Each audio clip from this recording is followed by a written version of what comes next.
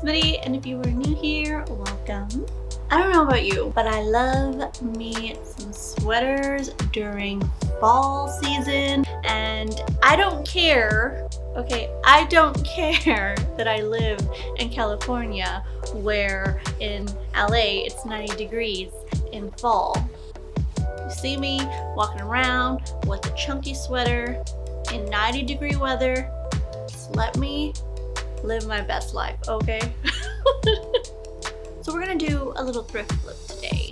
I'm excited for this because it's perfect for cozy season and it's gonna be a little spooky. And let's get into it.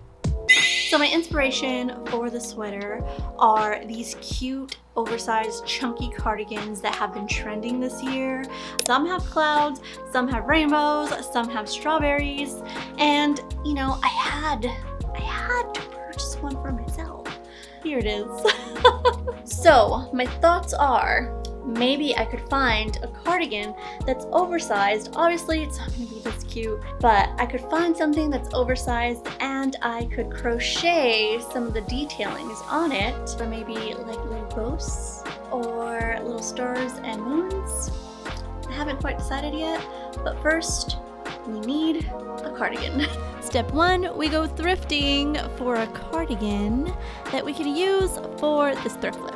So luckily at the thrift store, I was able to find what I needed. Here is the cardigan. I feel like this is perfect. It's oversized. It is like the right type of, I guess, crochet. And I feel like we can really make it work with this. So here is me trying to figure out if I should keep the cardigan long or cut it short. And if I do cut it, I would have to figure out how to sew the raw edge. I'm very indecisive. And after about 20 minutes of trying to figure this out, I finally decide that I'm just going to cut it. So the next thing to do is just pin the cardigan to where I would want the cardigan to stop at my waist. And then we're gonna cut it. Unfortunately, my camera did not record the part where I cut it, so I will show you what I did when it's all done. For the trim, I'm going to be using a 6mm crochet hook, and you will need some yarn for the trim. I'm going to be using this white yarn. I had to get it because it glows. So I'm going to be doing a double crocheted border all the way around the trim of the cardigan, and I'm doing this so that I can close off the raw hem of the cardigan that I just cut. So let's start your crochet off, and we're gonna do a slip knot. So you're just gonna fold over your yarn like so. I'll do it one more time, just like that. And then with the longest yarn, you're going to put it through the little hole or loop. Then with your crochet hook, you're gonna put your crochet hook through the loop, and with the longest yarn again, you're going to pull it tightly onto your crochet hook. So I'm going to put my hook through, yarn over, and then pull through, and then we have two little loops. Yarn over one more time, pull through both of those loops, and then we're going to chain. Yarn over, pull through. So I'm going to be doing a double crocheted border all the way around the trim of the cardigan, and I'm doing this so that I can close off the raw hem of the cardigan that I just cut. So now we're going to continue on with the trim, and this is going to be really easy. So put your hook through, yarn over, pull through. You have two little loops. You're going to yarn over one more time, pull through both of those loops. And you're basically going to continue this same process all the way around until you get to the beginning. So keep in mind that I don't crochet all the time. This is my second time crocheting and my skills are wonky, okay? If you need extra help, or if I'm not making anything clear, I will leave links to videos that have helped me in the past, and yeah, hopefully those work out a lot better than my amazing skills.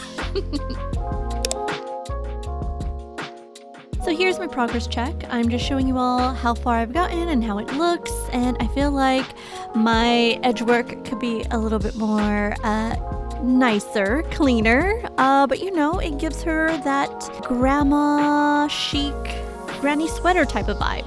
Okay, I like it.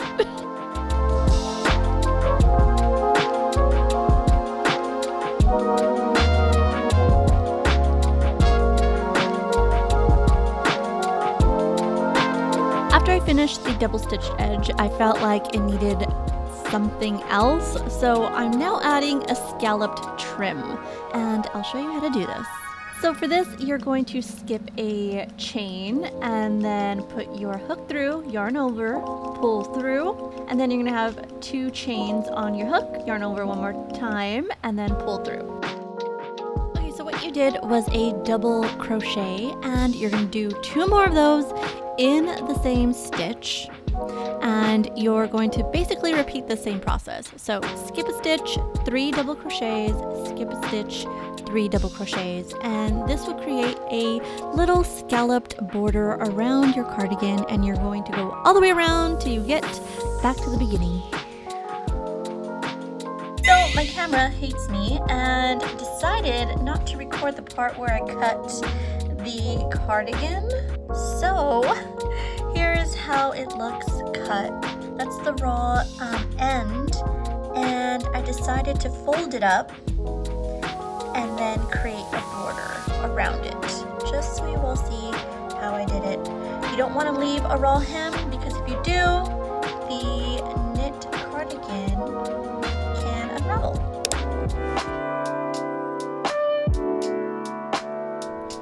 Okay, making the ghosts. So I am not comfortable with giving direction on how to crochet these because I'm not that good of a crocheter.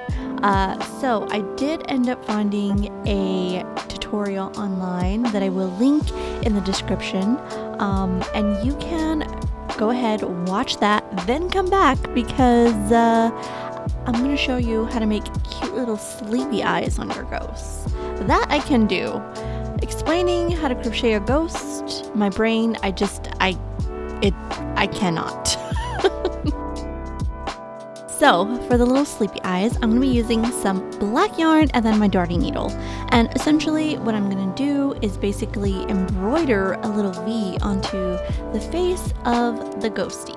So I'm going to start from the back and then create a slanted line. And then I'm going to create another slanted line.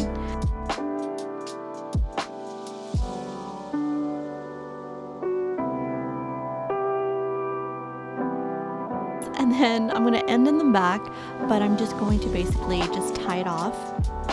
And there is one little sleepy eye, and you just repeat the same process to the next.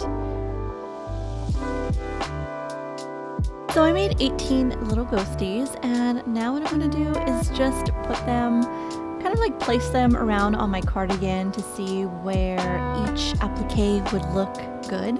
And once I got a little pattern down and liked how it looked, I just sewed them on with the yarn and my darting needle. I did try and do an invisible sewing technique for this, and I will leave also a link in the description for you all to go ahead and check it out, and it'll show you how to do a little invisible stitch on all of your appliques so that it won't show in the back.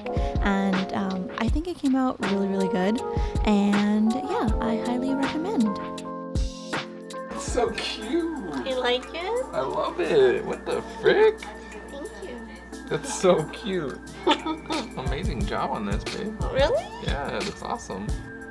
I also went ahead and did the back of my cardigan. I wasn't at first, but I thought that it would look cute all around, so that's why I made some extra little ghosties, and I'm just going to place them on the back of my cardigan just to see where, you know, it looks good. And once I have like a little pattern down, I'm going to go ahead and sew those on as well. And last but not least, adding the little ghosties to the sleeve, and once I sew those on, the cardigan is done.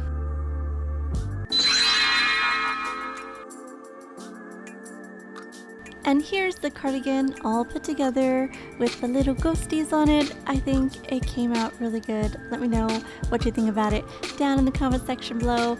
But this cardigan has not reached its final form. It glows. I'm so happy I came across this yarn. I think it gives it a super unique little touch, and this is just perfect for spooky season. Thank you all for watching, and I will see you all in my next video.